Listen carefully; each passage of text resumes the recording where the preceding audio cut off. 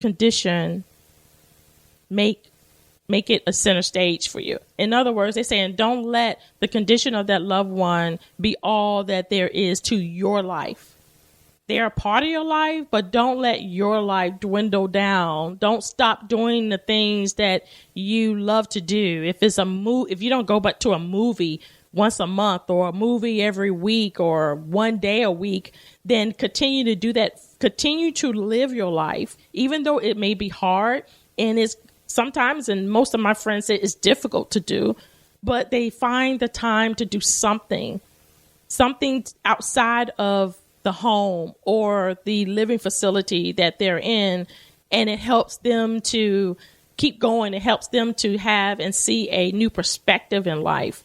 And they become more peaceful. They become more equipped to continue to face the challenges that the loved one is going through.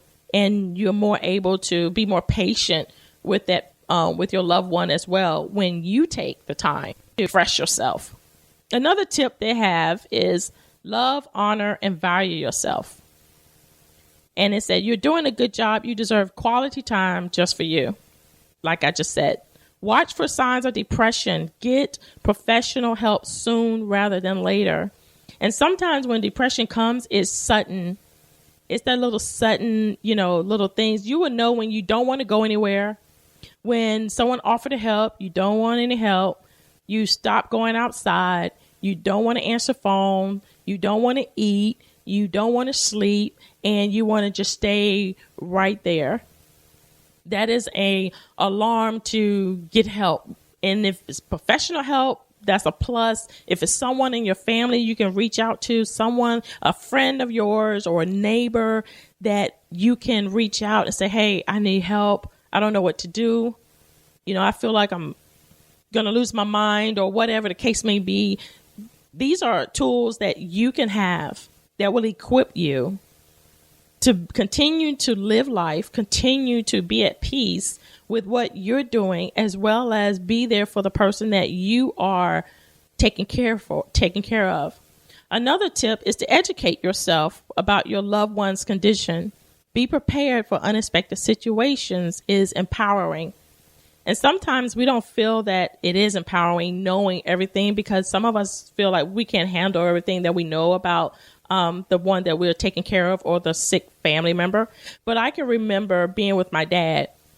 And there's one thing that my dad would always tell me whenever I come into his room. He would call me Dr. Opal.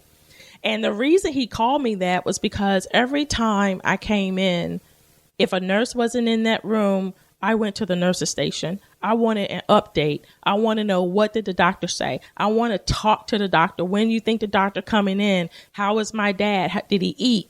How much did he eat? And all of these things became my inquiry every time I came to see him, to such a degree. My brother couldn't be with my dad during his last stages. And it just so happened I was working at my job then, and I've accumulated family leave.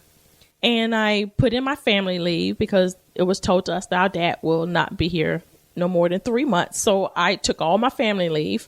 And where my dad was in, he was in the nursing home, but the hospice section of the facility in Orlando.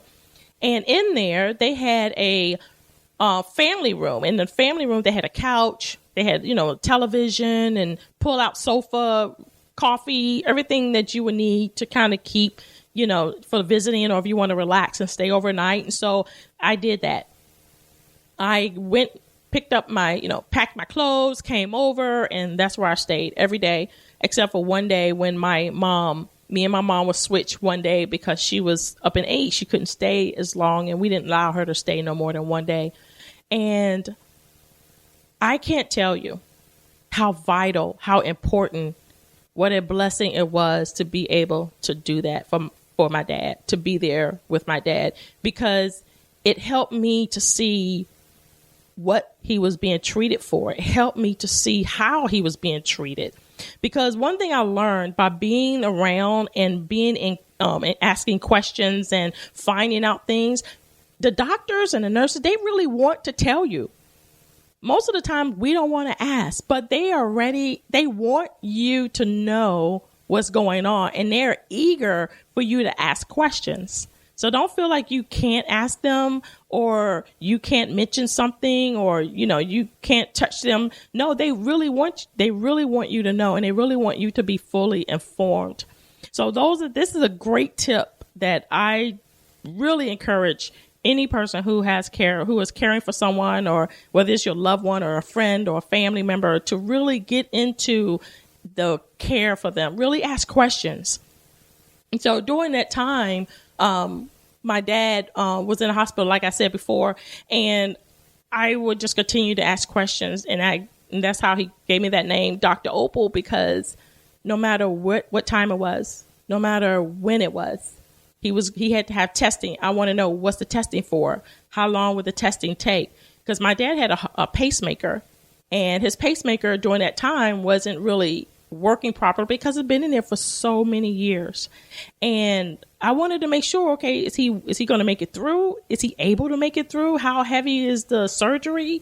What are you thinking? So all of these questions I knew, not just for me, but I had to have the information. I had to have the questions because I had family members wanting to ask. So I needed to know so I can relay the message to everyone else. So we could all be on the same page.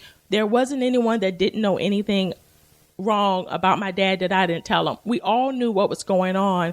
And not only that, it gives your family member the confidence and the peace knowing that they have someone there that is asking these questions, that is helping, that is seeking this stuff out, not just having your family member in the room and just letting it go what the doctor say, because you can't just do that. Take an active part in making sure your loved one is taken care of. It takes time, yes. It takes effort, yes, but it's well worth it, because once you find out everything, what's going on, you find out if he had a fever last night, you want to know why he have a fever. Was it because it's all, too many blankets? Was it an infection? Whatever the case may be, they are willing to tell you. I can't tell you how many friends I know, people that I know, who is afraid of asking the doctor or the nurse or the charge nurse something about their loved ones. So be active, be an active part, because I'm telling you, the more you know, it is true. You feel more empowered to make better decisions, better choices for your parent, your siblings, or someone else that you care for. You feel so empowered to know that you know what's going on. Another tip was trust your instincts. Most of the time, they'll lead you in the right direction. So when you're in there with your family or your friend or loved one, and you feel something or you think something, or you're like, well, wait a minute, that didn't sound right, or wait a minute, I don't understand why he gave you this prescription instead of that prescription. Trust your instinct. Go with it. Don't just like, they don't know. Trust your instinct. Ask questions. Seek answers. Do some inquiry of yourself if you have to. And just know that you're the most important person for the care of the one that you're caring for. Everyone else is a participant. Everyone else is there to support in the care and to help you. But you are the vital point. You are the vital part. You are the vital connecting source to your loved one. And the more you know, more you're aware, more you're empowered, the more you'll feel at peace and you'll feel comfortable. And sometimes you'll even prevent things from happening just because you just asked the question. So continue to be empowered by that. Another tip was live in the moment. Embrace the good days and let go of the bad ones. I can remember sitting in the living room with my mom after my dad passed. And my mom, gosh, she's so strong. Her faith in the Lord, it just kept her through. And I remember I said, Mom, you've been married to my dad for 48 years. How are you handling this? How are you dealing with this? And out of her words, she said these very same things. She said, I remember the good times and I forget the bad ones. And the good times will keep you. The good times will give you that force to keep living, to keep going. But when we focus on the negative and we forget about the good, then we're focusing so much on the hurt and the pain, we become that, and it increases, and we think about all of that, and we begin to live it, and we constantly dwelling on it. How can you have a clear mind constantly dwelling on negative stuff? So I know this works because when my mom told me that, and I witnessed her, and I'm not saying she didn't break down, I'm not saying she didn't cry, but I'm saying I literally witnessed her strength and what she said to where she told me. And I said, okay, God, my mom said that I remember the good times. And so the first thing that I remember was my dad coming home from work, and I went to sit beside him. He used to watch Western movies all the time. And I thought that was the coolest thing ever, to be in the living room sitting here with my dad. So I remember those times. And those good times have has caused me to remember what a good, honorable man he was. And it helped me to make even better choices in my life. It helped me to make a better path for myself. And so it does help to remember the good times. And some of you may not have good times, but just to be thankful that your dad is your dad, that's a good time. Because some people don't have fathers. They don't even know them at all. So, but just to know them, and for them to have birthed you, brought you forth, that's a good memory. And finally, it says, connect with people who share similar struggles. There is great strength in knowing you are not alone. And again, this is what this whole month and a half segment has been about.